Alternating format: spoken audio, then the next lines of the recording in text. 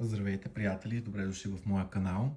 Започваме с диагностика на негатива, да видим всъщност какво се случва в момента, какъв е общия негатив, който притежаваме и даваме старт всъщност на новия канал, така че благодаря, че сте тук. Ще се радвам да се абонирате и заедно да вървим към изцелението, изчистването и естествено наказанието на враговете. Използваме днес оракула на Валкирия, като искам и да си поговорим малко за рода и за това, че колко е важно всъщност да чистим родовата карма и да чистим своя род. Защото много от нещата, които се случват в нашия живот, всъщност са едни преповтаряния на сценариите от животите на нашите прародители всъщност. Така че е изключително важно да чистим рода. Значи, за да живеем един нормален и хубав живот, родовата матрица трябва да е минимум 4 поколения назад чиста. Затова много хора всъщност пренебрегват родовата матрица, но искам да ви кажа, че тя е един от първоизточниците на здрава, силна, хубава енергия в нашия живот. И мога да кажа, че много от нещата в нашия живот, които просто не се получават, то е точно заради погрешните програми в родовата матрица и негатива, защото не забравяйте, ние си имаме родов, личен, кармичен негатив, който си носим, и цялата тая съвкупност всъщност създава нашата матрица на съдбата. И по този начин се закачат и ларви, закачат се нисши астрални същности, които тровят нашия живот и изцеждат нашата енергия. Така че важно е, нали, да чистим рода. Ние в следващите ритуали, които ще правим, ще започнем с изчистването на рода, ударно изцеление на рода и на родовата матрица, за да можем да вдигнем рода, да упокоим абсолютно всички неупокоени мъртвци, ако има такива магически неупокоени. Така че това са важни неща, колкото някои хора да ги подценяват. Просто ви казвам, че наистина имат особено голямо значение и влияят върху начина на живот и събитията, които се случват. Така че имайте го това нещо в предвид. Хубаво е да си чистите рода. Даже бих казал, че преди да започнем личното изчистване, най-добре първо да се погледне рода, да се изчисти рода. И вече оттам нататък започваме постепенно да сваляме всъщност семейната карма, семейните негативи, които идват от семейството при обединяването на двата рода. Защото когато мъж и жена влязат в отношения и така нататък, те обединяват енергията на родовете си и всъщност ако единия род е заразен, пък другия е здрав, автоматично негатива се прехвърля върху здравия род и го разболява, така че то затова в миналото е било така важно, нали, да се погледне родовата книга на другия партньор, да се види какъв е бил неговия род, какви реално постъпки е имало на предците на този човек в рода, защото това нещо цялото се прехвърля. И примерно за това, ако в рода назад е имало пиянства, някакъв тип зависимости, насилия, суициди и така нататък, това цялото нещо се прехвърля в поколенията напред и реално кармата на рода се изплаща през едно поколение напред, така че ако имаме човек, който примерно има някаква зависимост, да кажем, към алкохола, нали, това е най-честото, така може много лесно да разберете откъде идва, тъй като в повечето случаи едно поколение, т.е. дядото е бил с алкохолна зависимост или пък бабата, напълно възможно вече след това и бащата, и майката и така нататък, защото това си върви тая верижна реакция на негатива. Така.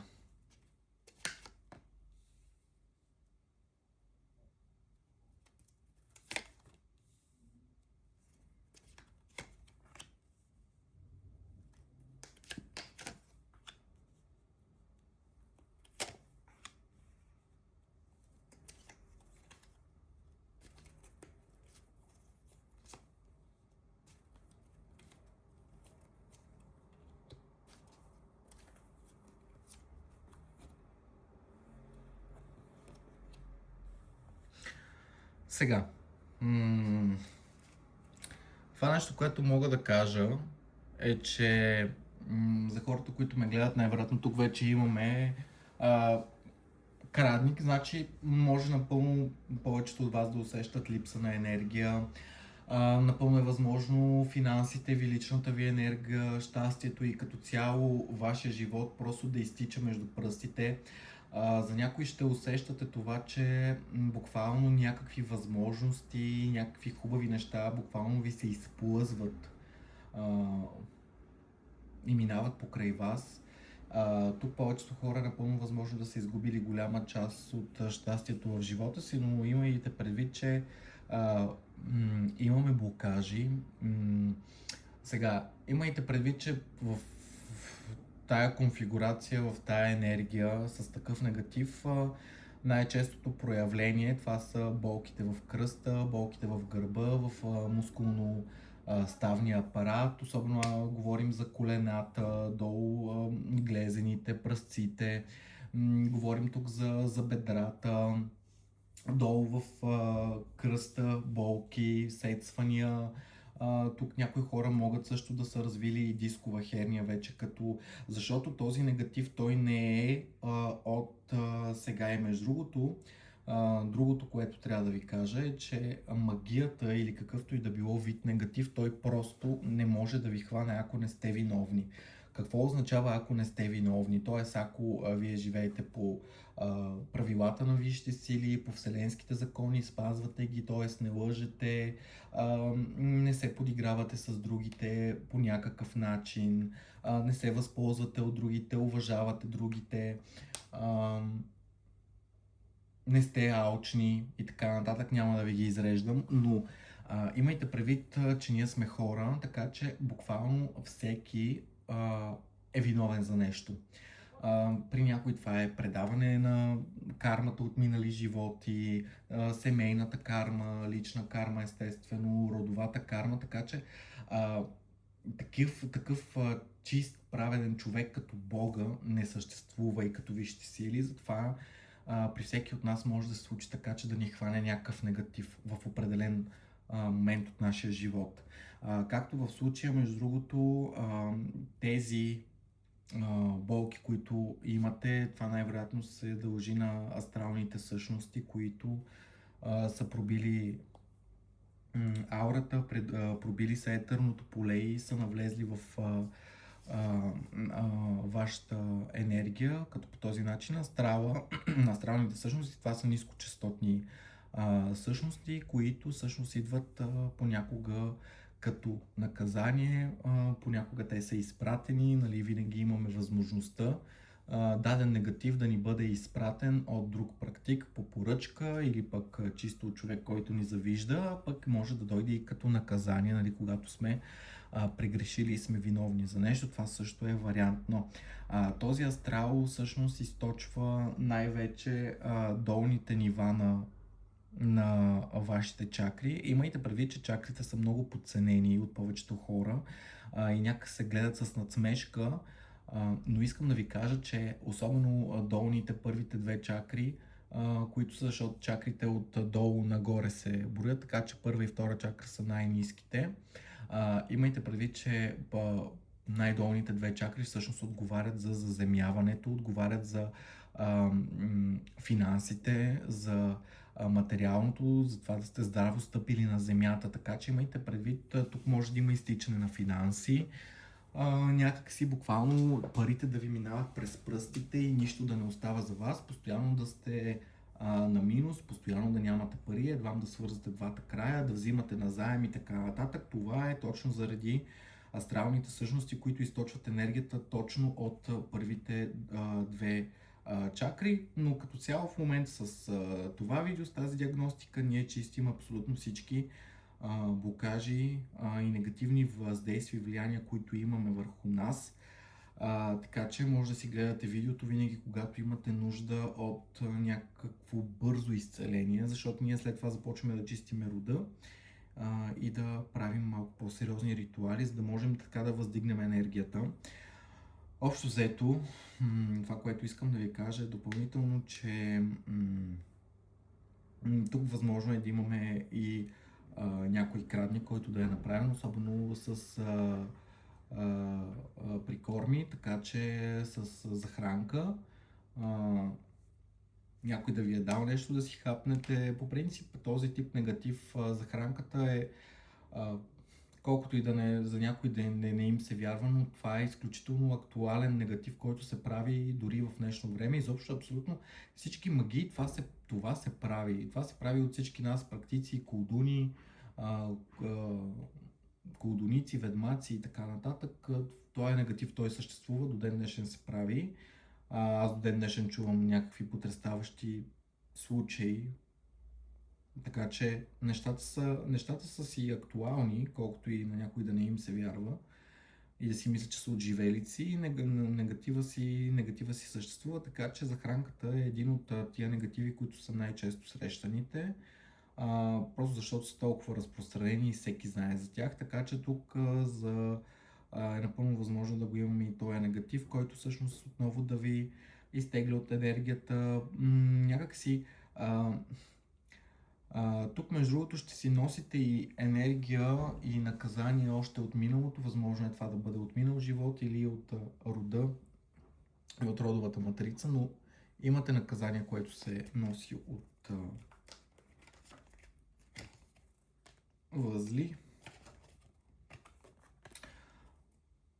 То значи тук най-вероятно във вашия род, някъде назад, може да си проучите, е имало човек, който най-вероятно е правил магии, човек, който най-вероятно е развалял семейства или пък е правил любовни магии, правил е привороти, отвороти и така нататък. Нали, приворота, това е магията, когато искаш да привържеш някой да го закачиш към нещо, нали, защото то приворот може да се направи и към човек, но приворот може да се направи и към предмет, примерно. А отворот е всъщност обратното на приворота, когато искаш да отблъснеш даден човек от нещо или от някой. Така че тук най-вероятно това си е нещо, което си се... Това е нещо, което си се носи от миналото.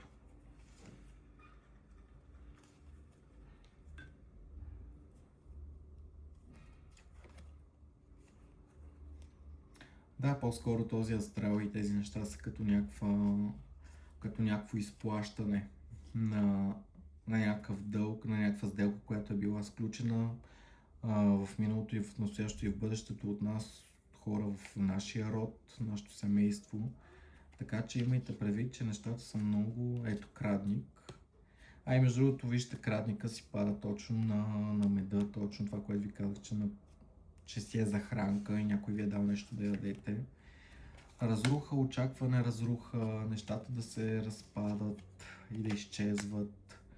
Има хора, които ви завиждат, има хора, които ги е яд ако щете, на вашата красота, защото тук красотата е много субективно нещо. Много често се случва да имаме такава жабешка порча, когато се краде красота, краде се енергията на разцъфването, това вътрешно излъчване, то се краде чрез жабешката порча. И имайте предвид, че някои хора са казали, аз не съм толкова хубав или хубава, защо ще ми крадат моята енергия. Имайте предвид, че хората не гледат само красотата, те усещат тая вътрешна енергия, това вътрешно излъчване, това е пълната красота на човек, така че те крадат тая вътрешна енергия и в следствие вие погрузнявате от жабешката порча, но като цяло не се притеснявайте, чистим в момента нещата, така че сброс на целия негатив в земята, родов, личен и кърмичен, от всички нива, тела, бития, жития, времена и измерения, от родовата матрица, от родовата душа, от личната матрица, семейната матрица и ги изпращаме за преработка към висшите сили и за наказване на всички врагове, като плащаме за това изцеление с нашите лични врагове, враговете на нашето семейство, на нашите близки, на нашия род. И ще бъдем изчистени и изцелени. В името на висшите сили, истина заклето, благодаря. Така че гледайте винаги това видео, когато имате нужда от бързо изцеление, от това да се почувствате добре и ще се видим съвсем скоро вече с по-силничките ритуали, които да изчистят нашата семейна и родова матрица. Чао от мен!